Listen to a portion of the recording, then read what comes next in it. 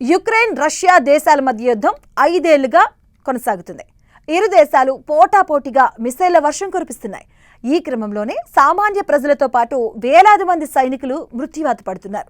అయితే ఇలాంటి సమయంలో రష్యా విచిత్ర ఘటనలు చోటు చేసుకుంటున్నాయి. రష్యాలోని సైనికులకు పెళ్లి చేసుకునేందుకు మహిళలు పోటీ పడుతున్నారట.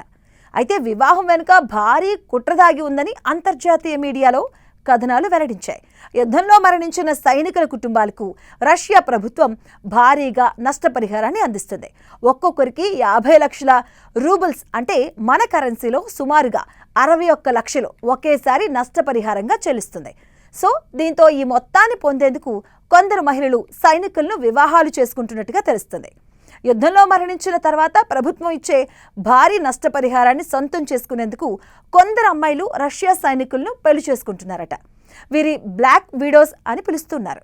యుద్ధానికి వెళ్లే కొన్ని రోజుల ముందు లేదంటే తీవ్ర గాయాలతో హాస్పిటల్లో చికిత్స పొందుతున్న సైనికులను వివాహం చేసుకుని సైనికుడు మరణిస్తే చట్టపరంగా భార్యగా పరిహారం, ఇతర ఆస్తులపై హక్కు సాధిస్తున్నారని తెలుస్తుంది.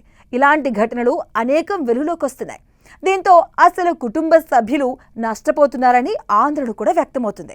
సైనికుడు మరణం తర్వాత పరిహారం, ఆస్తులపై తల్లిదండ్రులు, పిల్లలు, కొత్త భార్యల మధ్య తీవ్రంగా వివాదాలు నెలకొంటున్న ఘటనలు కూడా చోటు చేసుకుంటున్నాయి. ఓ మిలిటరీ హాస్పిటల్లో పనిచేసే నర్సు మరణించే పరిస్థితిలో ఉన్న 5గురు గాయపడిన సైనికులను వరుసగా వివాహం చేసుకొని నష్టపరిహారం పొందింది అన్న ఆరోపణలు ఉద్యోగం కోల్పోయింది. మరో కేసులో ఓ సైనికుడి కుటుంబం కోర్టును ఆశ్రయించగా డబ్బు కోసమే వివాహం జరిగిందని భావించి ఆ మహిళకున్న భార్య హోదాను కోర్టు రద్దు చేసింది.